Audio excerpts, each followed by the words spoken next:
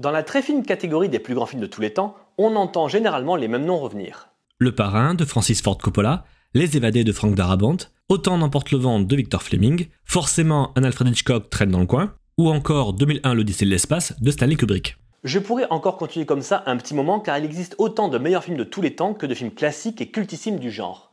Mais pendant environ 50 ans, un film a mis tout le monde d'accord en étant élu à chaque décennie comme le meilleur film de tous les temps. Citizen Kane d'Orson Welles. Mais pourquoi a-t-il été détrôné? Et pourquoi l'a-t-il été pendant 50 ans? Salut à tous, bienvenue dans Prise 1. Aujourd'hui, vous l'aurez compris, on parle de Citizen Kane.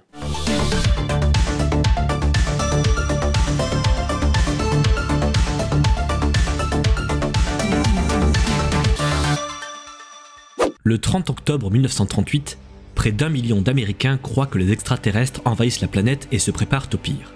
Un petit vent de panique soulève plusieurs villes. Mais qu'est-ce qui a pu provoquer un tel émoi?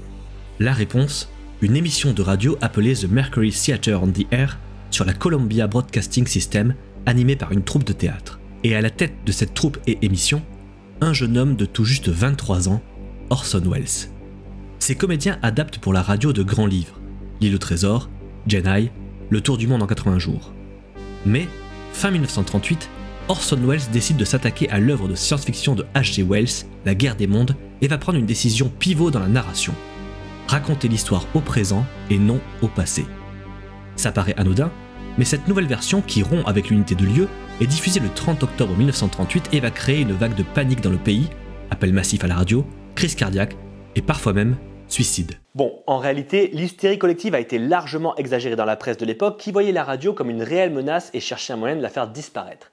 Mais elle permet à Orson Welles, déjà d'être célèbre dans tout le pays, mais aussi et surtout de se rendre compte de quelque chose de capital. En brisant les codes de la narration, on passionne davantage l'auditoire. La RKO Pictures, aucun rapport, la RKO Pictures donc, plus ancienne société de production de films américaine, propose alors un contrat en or à cet homme hors norme, déjà précoce dès son plus jeune âge. Un HPI, un vrai pour le coup.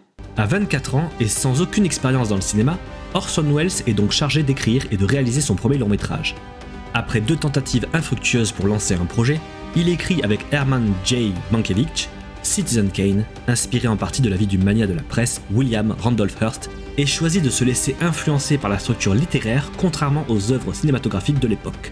Ainsi, il désarticule complètement la chronologie de son histoire, utilisant pour la première fois au cinéma l'idée du flashback, et tourne de juin à octobre 1940 pour un budget de 840 000 $. Ce qui paraît rien, mais remis à l'échelle de l'inflation, ça équivaut à plus de 19 millions de dollars aujourd'hui, ce qui en fait un film relativement cher même si déjà loin de certains blockbusters de l'époque. Ce qui, en revanche, n'est du jamais vu, c'est la liberté quasi totale qu'a Orson Welles, son contrat lui permettant d'être acteur, scénariste et réalisateur. Il s'attribue le premier rôle et fait appel à sa troupe de théâtre pour jouer les autres personnages de ce film intrigant. Très méfiant, il tient son sujet secret de tous. Les producteurs, mécontents d'être mis à l'écart, essaieront à plusieurs reprises de se rendre sur le plateau, mais ne trouveront que les techniciens et acteurs jouant au baseball sur ordre d'Orson Welles lui-même. Une fois le film mis en boîte, Welles se confronte à un problème majeur. William Randolph Hearst, lui-même, le magnat de la presse dont il s'est inspiré, démarre une large campagne de dénigrement du film avant même que celui-ci ne sorte. Et comme le mec en question est un des plus grands boss de la presse aux USA, Orson Welles passe donc la majeure partie de la promotion à parler de ce conflit plutôt qu'à promouvoir le film. Tant et si bien que la RKO Pictures pense à confisquer le négatif du film, mais finit par se rétracter, non sans avoir envoyé une copie à Hearst avant, provoquant par là même la colère de Welles. La campagne de dénigrement de Hearst dure jusqu'en avril 1941 et le film sort le 1er mai. Si la critique est unanime, donnant un Oscar du meilleur scénario à Welles et Mankiewicz et 9 nominations à la statuette, le public n'est pas au rendez-vous et le film ne rapporte que 1,6 million de dollars au box-office, ce qui servira à peine à couvrir les frais de production et de promotion. Même si on peut attribuer ce score au box-office et le peu de récompenses obtenues à la campagne de dénigrement massive de Hearst, ainsi qu'au contexte de la Seconde Guerre mondiale, ce film est considéré comme un échec à sa sortie, ce qui est complètement fou. À tel point que j'aurais pu traiter ce film dans mon autre émission, À contre-courant. Il rejoint la liste des films incompris à leur sortie et ne deviendra culte que des années plus tard. Mais Citizen Kane, ça parle de quoi? Lorsque le magnat de la presse milliardaire Charles Foster Kane meurt, le mystère de sa vie et de Rosebud, le dernier mot prononcé avant son trépas, fait l'objet d'une enquête acharnée de Thompson, un reporter.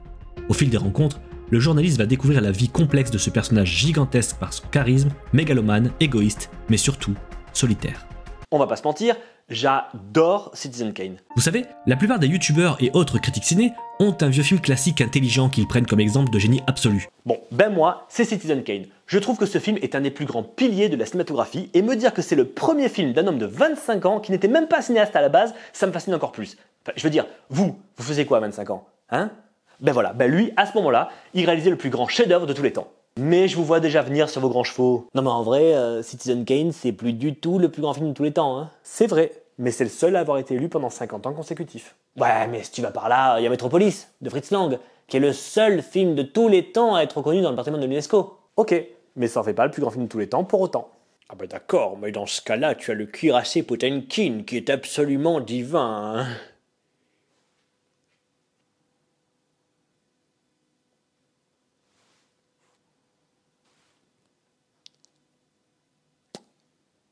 J'ai fait des études. Ok, faut vraiment que je traite ce problème de schizophrénie. Bon, eh ben si tout le monde s'accorde à dire que Citizen Kane est un chef-d'œuvre et l'un des plus grands films de tous les temps, on va essayer de réfléchir pour savoir s'il est, de manière objective, le plus grand chef-d'œuvre de toute l'histoire du cinéma. Et pour y arriver, on va ressortir la bonne vieille méthode lycéenne, thèse, antithèse, synthèse. Je déteste le lycée. Moi, j'ai fait des études. Vos gueules. Bon alors, je devrais commencer par essayer de donner une définition de ce qui caractérise un bon ou un mauvais film. Il y a le bon chasseur, puis il y a le mauvais chasseur. Tu arrêtes, mais Karim Debache et son équipe l'ont déjà très bien fait dans leur émission sur Troll 2. Le premier épisode de Chroma, pour ceux qui veulent le voir. Alors on va plutôt se demander à partir de quand une œuvre devient majeure dans l'histoire du cinéma. Eh bien, à mon avis, une œuvre s'inscrit dans l'histoire quand elle apporte un élément qui va perdurer et qui deviendra un pilier pour les cinéastes qui suivront. C'est pour ça que des réalisateurs comme Alfred Hitchcock font partie des plus grands noms de l'industrie. Parce que les plus grands réalisateurs modernes s'inspirent encore aujourd'hui de sa façon de faire des films. De ce point de vue-là, Citizen Kane coche toutes les cases et plus encore. D'abord, le film est à lui seul une révolution technique et narrative. Je rappelle que le film est sorti en 1941. Gardez bien ça en tête quand les arguments que j'avancerai vous sembleront évidents. Citizen Kane a révolutionné la technique du cinéma. Pour Orson Welles, la forme compte autant que le fond. Donc il utilise la profondeur de champ comme un plan dans le plan, de manière à ce que tous les éléments de l'image soient nets. Ainsi, chaque détail, au premier ou à l'arrière-plan, compte autant que la narration qu'il vient sublimer. Le spectateur n'est pas simplement témoin de l'histoire qu'on lui raconte, mais enquêteur au même titre que Thompson. Cette technique a permis à Orson Welles de nouvelles possibilités de mise en scène qui ont influencé les plus grands réalisateurs qui ont suivi. Stanley Kubrick et Martin Scorsese sont ses deux meilleurs élèves. Dans 2001 l'Odyssée de l'espace, Kubrick utilise la profondeur de champ avec la même précision qu'Orson Welles, chaque plan créant un sens, une réflexion, transformant l'espace en un personnage. L'éclairage et la radicalité visuelle de Citizen Kane serviront de modèle à des films comme Barry Lyndon ou encore Orange Mécanique. Scorsese, lui, utilisera la profondeur de champ et les angles expressifs de Citizen Kane pour capturer par exemple l'intensité émotionnelle et complexe de Jake LaMotta dans Raging Bull et s'inspirera du dynamisme visuel et du montage innovant pour les affranchis. Quelques exemples de films pas très connus. Avec Orson Welles, la technique sert à la narration autant que les dialogues. Le choix des angles de caméra, parfois vertigineux, tout comme l'utilisation particulière de la lumière, ont permis notamment d'accentuer la solitude de Kane. Vous pouvez vous demander l'intérêt d'un éclairage dans un film en noir et blanc, et je vous répondrai qu'il existe de nombreuses nuances de noir et blanc dans le cinéma selon ce que vous souhaitez exprimer. Et parmi toutes les scènes hyper sonnées du film, celle-ci témoigne à elle seule de toute la pertinence de l'utilisation de la profondeur de champ et de la lumière de Welles. Il s'agit d'une des premières scènes du film où Madame Kane, la mère de Charles Foster, décide d'abandonner son enfant au profit d'une banque sous les complaintes impuissantes de son mari alors que son fils joue dans la neige dehors. La profondeur de champ illustre pas moins de 4 plans dans le plan. 1, 2, 3, 4. Au premier plan, la mère, autoritaire, parce que c'est elle qui prend la décision. Monsieur Thatcher, légèrement en retrait, est au deuxième plan. La distance qui sépare le premier et le deuxième plan est légère car les deux personnages sont du même avis. Au troisième plan, le père, impuissant, qui plaide sa cause en vain mais qui est relégué derrière. Et la lumière d'Orson Welles appuie cette narration. La mère, qui a le pouvoir, a le visage très éclairé alors que le père qui n'a pas le pouvoir a des traces d'ombre sur le sien. Enfin, au quatrième et dernier plan, on peut voir le petit Charles Foster jouer innocemment dans le jardin alors que son sort se scelle. Brillamment illustré par le choix de le cadrer à travers la petite fenêtre qui fait office d'une cage qui, comme la situation, emprisonne ce petit enfant innocent et pur qui est en train de jouer dehors, avec de la neige à perte de vue pour seul décor, la neige blanche. Et c'est quoi la couleur qui symbolise la pureté? Voilà. Donc, pour résumer, on a La femme qui prend une décision au premier plan, suivi d'un homme complice au deuxième plan, puis un homme qui voudrait mais ne peut rien faire contre cette décision au troisième plan, et enfin un enfant, objet même de cette décision qui n'est même pas au courant de ce qui se passe au quatrième plan. Parfaite maîtrise de l'illustration visuelle de la situation.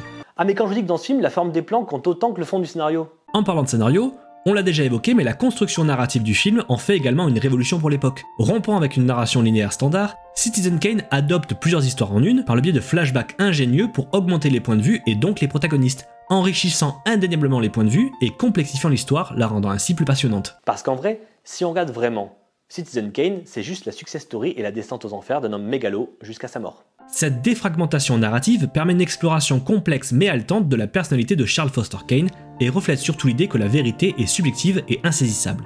Une approche qui inspirera bon nombre de films de Rashomon à Pulp Fiction. Le film est intemporel car il expose des thèmes intemporels. Le pouvoir, l'isolement, la quête de sens, le tout dans le prisme du rêve américain. Kane est à la fois un puissant mégalomane obsédé par la reconnaissance et un solitaire nostalgique de son enfance perdue, symbolisé par le fameux Rosebud. Ainsi, le film transcende son époque en posant des questions sur les valeurs et désillusions toujours pertinentes aujourd'hui. J'ai cité plusieurs films dans la catégorie des plus grands de tous les temps, comme Le Parrain, 2001 l'Odyssée de l'espace, et j'ai cité plusieurs grands réalisateurs. Tous peuvent se targuer de s'être inspirés de Citizen Kane à un moment ou un autre de leur carrière. Tous. Bon, maintenant qu'on a bien démontré à quel point ce film est un classique absolu, voyons maintenant pourquoi on ne peut pas le considérer comme le plus grand chef-d'œuvre de tous les temps. Et bien parce que Citizen Kane, il est sorti il y a 84 ans. Et si c'est encore un exploit d'être considéré comme une véritable leçon du 7e art 84 ans plus tard, force est de constater que les standards instaurés par le film ont eu le temps d'être vus, imités, revus et passablement surpassés. Rien que du point de vue révolution technique. Des films comme Le Parrain, 2001, Blade Runner ou même encore Star Wars ont eu l'occasion de pousser le concept visuel proposé par Citizen Kane à un niveau supérieur. Que ce soit au niveau des lumières, des plans, effets spéciaux, les prouesses techniques ne cessent de repousser les limites du possible, allant même aujourd'hui jusqu'à nous immerger dans le film, que ce soit avec la 3D ou les films interactifs, et il en va de même pour la narration de l'histoire. Aujourd'hui, plus aucun spectateur n'est surpris de suivre une structure basée sur des flashbacks, et certains films comme Angle d'attaque ou Memento ont poussé le style encore plus loin, proposant à chaque fois une narration plus complexe et donc plus palpitante. Le jeu d'acteur a évolué également. Si en 1941 on pouvait considérer ça comme une excellente performance,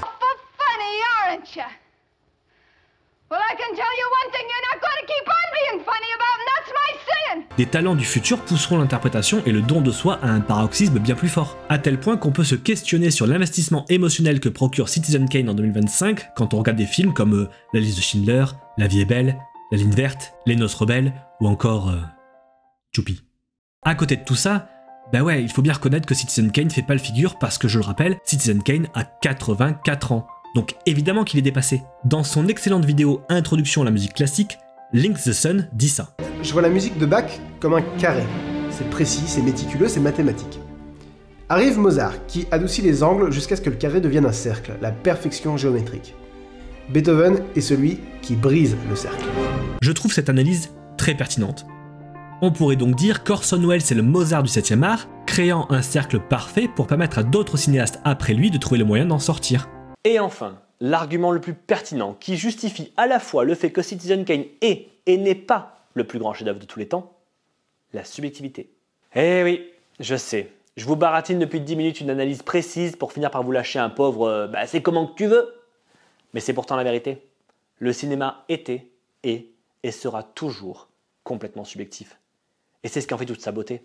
Les genres de films ont démontré que l'industrie du cinéma a considérablement évolué au fil du temps.